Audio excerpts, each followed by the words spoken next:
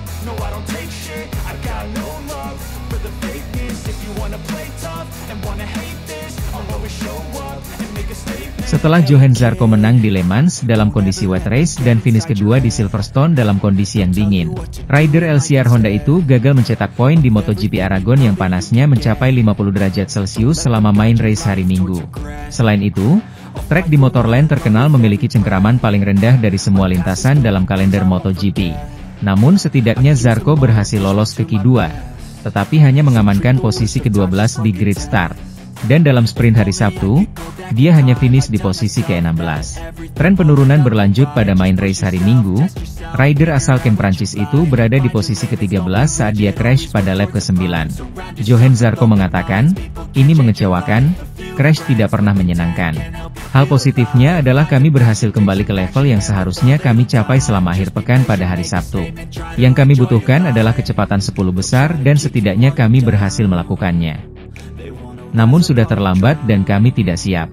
Saya terkejut karena saya mampu mencoba menyalip Jack Miller. Suhu ban saya menjadi sangat tinggi dan menurutku itulah sebabnya cengkeramannya hilang.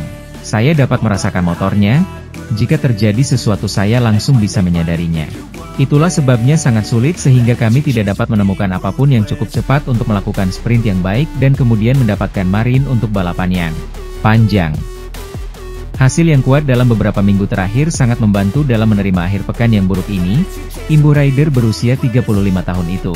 Karena near point di Aragon, Zarco digeser oleh Fabio Di Giannantonio, VR46 Ducati, dalam klasemen keseluruhan.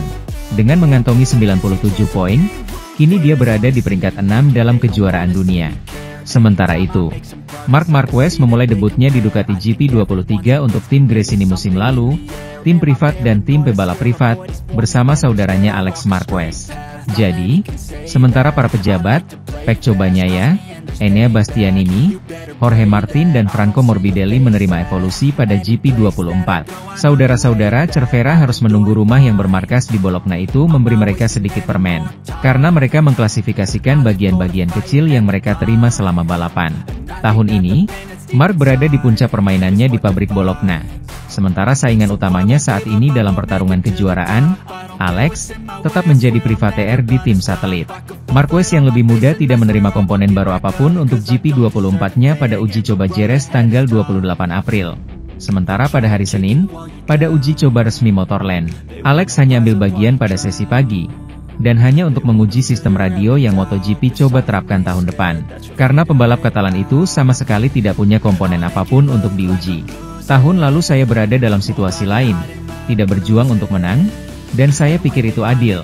Alex menjelaskan ketika ditanya oleh motorsport.com apakah berada di posisi kedua secara keseluruhan dan memiliki peluang untuk memenangkan gelar, dia tidak berhak untuk mendapatkan peningkatan.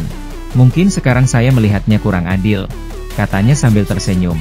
Tahun lalu, Marc tidak mendapat dukungan lebih dari Ducati meskipun ia memiliki 200 poin lebih banyak dari saya.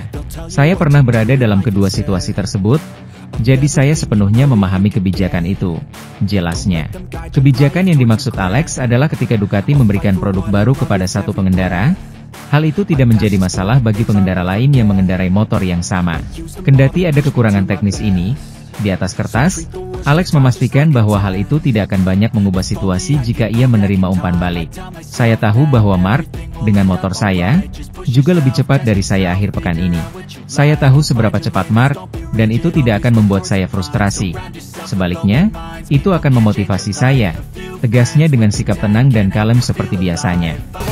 Pecco Bagnaia menegaskan peningkatan kepercayaan dirinya pada hari Minggu dan menutup tes Aragon dengan catatan yang sangat positif, terutama dengan aerodinamika baru Ducati. Senin ini akan menjadi hari yang sangat penting bagi Pecco Bagnaia di uji coba Aragon.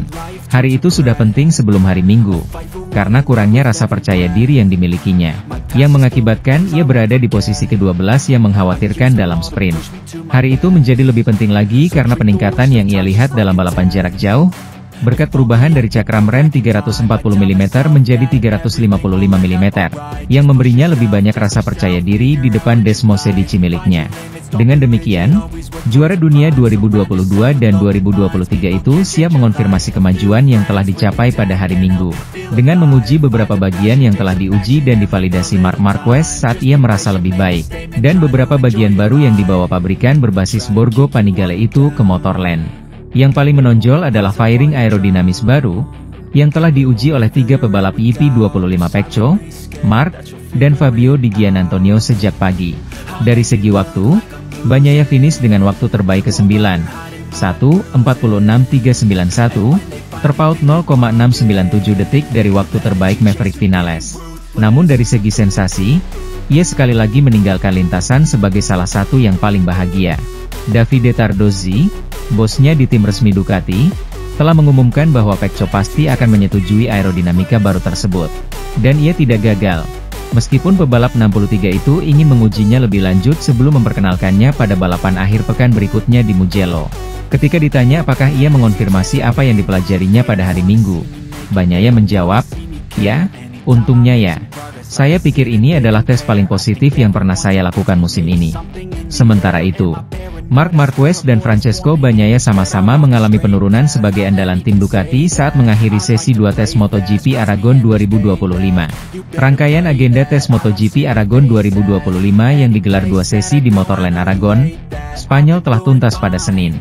Sesi 2 atau sesi siang yang berjalan dalam durasi lebih dari 4 jam tersebut menjadi milik Maverick Vinales yang mengaspal untuk Red Bull KTM Tech 3. Top Gun keluar sebagai yang tercepat setelah motor RC16 tunggangannya mengukir waktu lap terbaik 1 menit 45,6940 detik.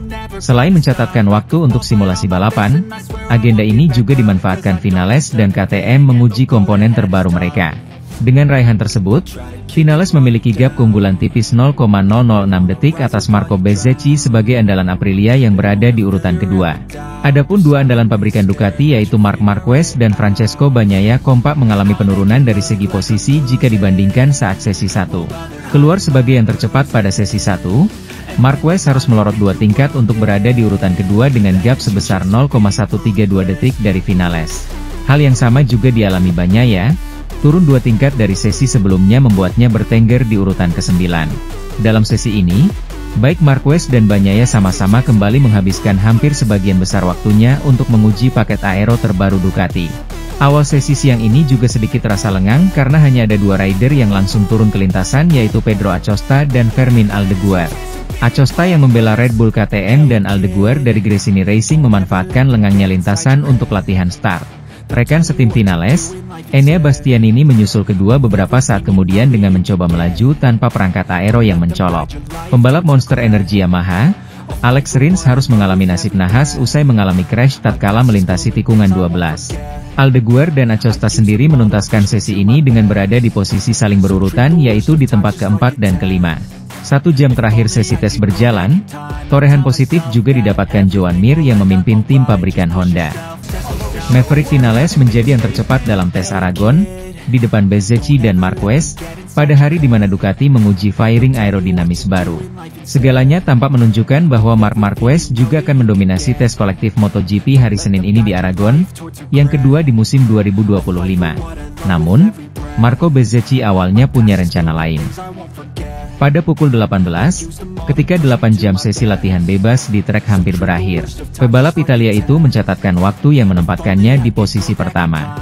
Namun, bukan salah satu dari mereka, melainkan Maverick Vinales yang mencatat waktu tercepat untuk mendominasi hari yang ditandai dengan berbagai inovasi teknis yang dibawa oleh semua pabrikan.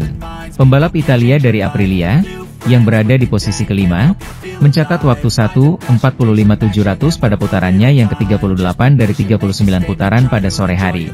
Sesi terakhir sebelum kembali ke pit, hampir 2 detik lebih cepat dari 1:47.684 yang membuatnya berada di posisi kedua dari bawah pada Q1 kualifikasi hari Sabtu. Dengan demikian, ia mengambil alih pimpinan dalam uji coba kolektif, di mana ia menguji peningkatan pada aerodinamika, elektronik, sasis, dan knalpotnya.